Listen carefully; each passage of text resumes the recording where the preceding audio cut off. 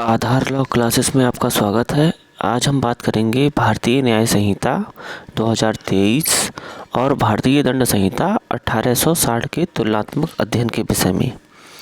भारतीय न्याय संहिता की धारा 61 में आपराधिक षड्यंत्र के विषय में वर्णन किया गया है। इसमें 2 उपधाराएं हैं।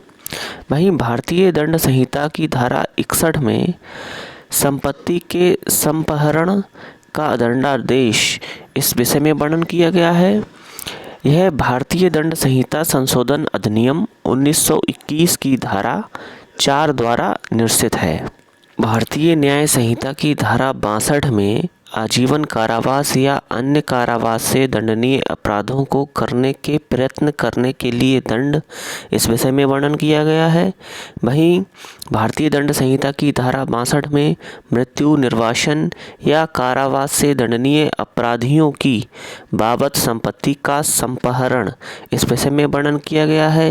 यह भारतीय दंड संहिता संशोधन अधिनियम 1921 की धारा 4 द्वारा निश्चित है। भारतीय न्याय संहिता की धारा 63 में बलात्संग के विषय में वर्णन किया गया है।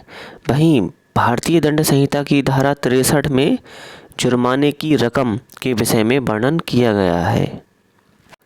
भारतीय न्याय संहिता की धारा 64 में बलात्संग के लिए दंड इस विषय में वर्णन किया गया है। वहीं भारतीय दंड संहिता की धारा 64 में जुर्माना न देने पर कारावास का दंडादेश इस विषय में वर्णन किया गया है।